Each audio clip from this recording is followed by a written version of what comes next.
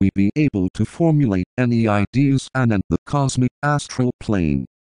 Second, that the entire sex aspect of manifestation, as we understand it in the different kingdoms of nature, is an expression of the energy of the Logos, as it flows through and stimulates that center in his body which corresponds to the generative organs. All the creative functions of the vegetable, animal, and human family, viewing them as a whole, are as yet purely physical, and based on lower desire. The desire of the Logos for physical incarnation is as yet the dominant note. Later his desire for that will be less and will become transmuted into desire for creation on mental levels only. This is what brings the destroyer aspect into activity, leading to eventual obscuration, and the physical death of the solar system. Indication that this aspect is coming into power will be seen when two great events transpire. A. The ability of man consciously to create on mental levels, and the consequent transmutation of his lower sex impulses into higher. B. The mental vitalization of another large section of the animal kingdom. When these two things can be seen working out in any round, it will be indicative of a decided mental polarization of the Logos. We can only become cognizant of this by studying his body of manifestation in its component parts. What is here predicated anent the logoic thought form can be equally well stated about that of a heavenly man, and a planetary scheme. As his cosmic polarization becomes more mental, and as his cosmic desire nature becomes transmuted, the force that plays through his centers will correspondingly be seen to vary in direction. He will withdraw force from certain of his lower centers and globes. He will cease to be interested in physical incarnation, and he will eventually withdraw within himself. His thought form will show a gradual diminution of vitality. The dense physical globe will die and pass out of objectivity, and other globes will temporarily hold his life, though not for long. In due course of time the entire scheme will be obscured, and he will function only in his cosmic astral body. Such is the case too with the chain and its informing life, viewing a chain as simply a center in the body of the planetary Logos, yet having its own central factor. This can be seen in the moon in the most interesting way. The desire of its occupant was no longer for physical manifestation. He therefore withdrew his life. All that is left is the devitalized shell. The two other aspects have gone, and only the third aspect, the inherent life of matter itself, remains gradually to dissipate also as the centuries elapse. In connection with man, a similar condition is seen in the gradual disintegration of the physical body after death. The two other aspects are removed, and the form decays. As these fundamental facts are grasped, and man begins to appreciate his position as creator, the entire aspect of the sex question will also change. An emphasis will be laid upon the laws of mental creation, on the formulation of thought forms in a scientific manner, and the dense physical aspect of creation will be in abeyance. When this is so, then will man be coming into his divine right, and the human kingdom be fulfilling its legitimate function. The sex aspect as at present expressing itself and the whole process of reproduction is one which man shares with the animal kingdom, and is based upon his animal instincts, and his dense physical nature, which is not a principle. When he is totally emancipated from the animal kingdom, and the third and fourth kingdoms stand distinct from each other, then the sex nature, and the organs of reproduction will be viewed by the average man in a very different manner than at present. Creation will eventually be the result of thought impulses, and not desire impulses. The process will be then, once the initial impulse on the mental plane has been given, as normal, as safe, and as unconscious as the act of breathing is now.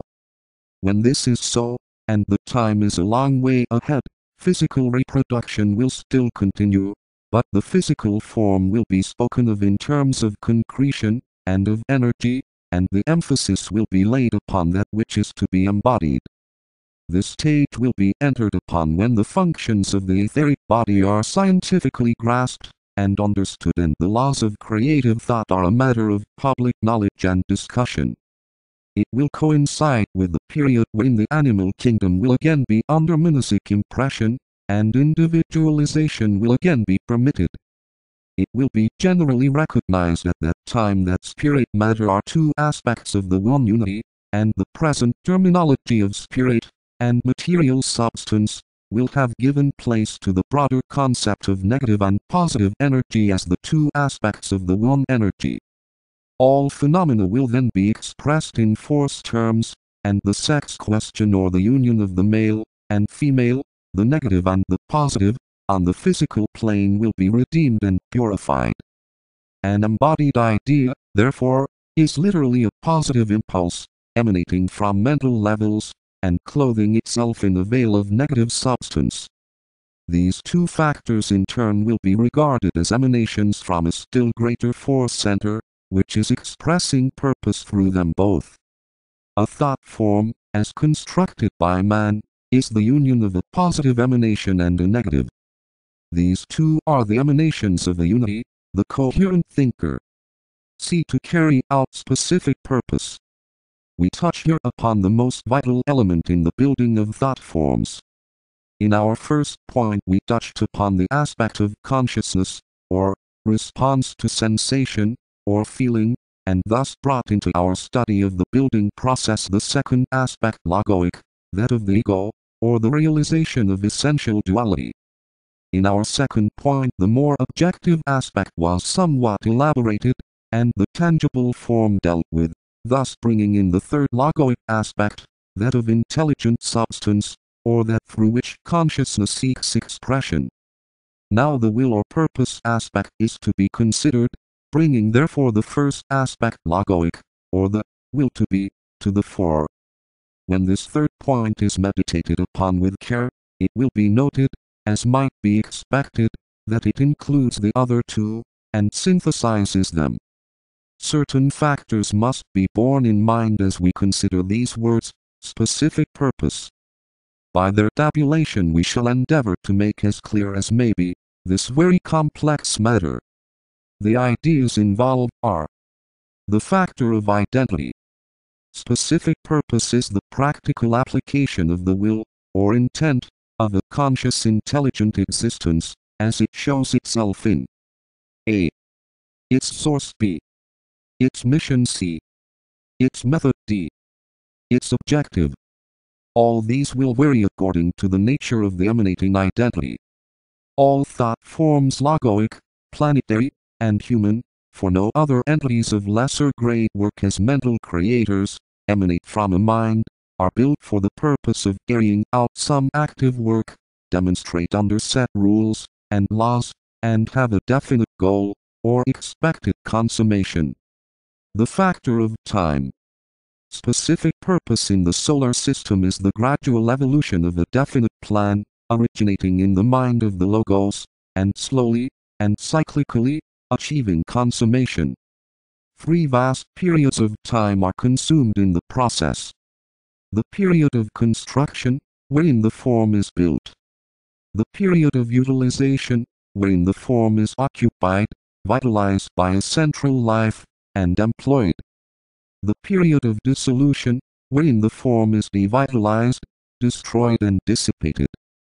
In the first stage, that which concerns the tangible, that which deals with objectivity, is the more emphasized, and of supreme importance. In the second stage, the life within the form, or the subjective consciousness, comes gradually to the fore, and the quality, or the psyche of the thought form, becomes apparent. In the final stage, the thought form, having performed its mission, separates into its basic duality, and will or energy, which lies, as a unity, back of duality, ceases in intent. The objective life, spiritual life where cosmic thought forms are concerned. Monastic life when solar thought forms are constructed. And elemental life where human thought forms are built, withdraws and the form dissipates. In all these cases it will be apparent that only in the study of the development of the quality of the thought form will its inherent purpose be revealed. Only as its emanative processes are comprehended will the nature of its mission become recognizable. This is true fundamentally of all forms.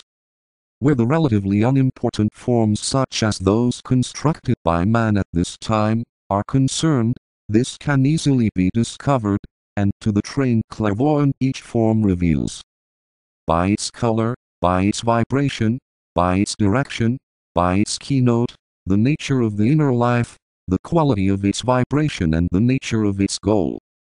In the summation of all these points will the purpose reveal itself. The factor of karma. Every thought form comes under the law of karma through the effect it produces. At this stage in the history of the system, that vast transitional stage between dense physical life and existence in the logoic etheric body, it is not easy for us to differentiate between those thought forms which are effects and those which are causes. It should be remembered here that only cosmic and solar lords formulate thoughts. The lunar lords and all lesser intelligences do not do so. Therefore, the two above-mentioned groups come under karmic law. They only are self-conscious, and therefore responsible. Where self-consciousness is not, there is no responsibility. Hence animals are not held to be responsible, and though they suffer on the physical plane, and in their physical vehicles, on the subtler planes they are freed from karma, for they have neither memory, nor anticipation. They lack the correlating faculty, and as the spark of mind is missing, they are held free from the law of retribution, except where the physical body is concerned. The reason for the suffering in the animal kingdom is hidden in the mystery of the sin of the mindless. 180 The sin of the mindless.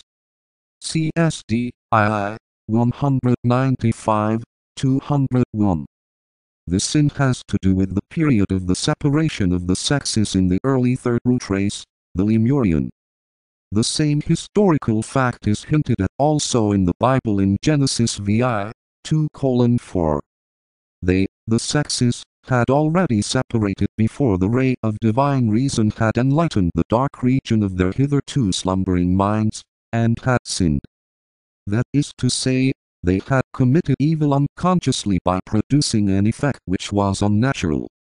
See also SD, II, 721, 728.80 and in that terrible period spoken of in the secret doctrine, which resulted in abortions and distortions of all kinds. Had this period not occurred, and this particular type of miscarriage of purpose not taken place, we should not have had the fearful karmic relationship which now exists between the third and the fourth kingdom. The effect of the life and persistence of the thought form, if maleficent and destructive, works out as evil karma; if beneficent it works as good karma, in the group in which the emanator has a place. This is what is meant by there being no karma attached to the working out of a good and altruistic deed. The factor of the lesser builders. Here a most interesting factor comes in upon which we shall enlarge later, when considering the elementals. The specific purpose of the thought form is connected very closely with the type of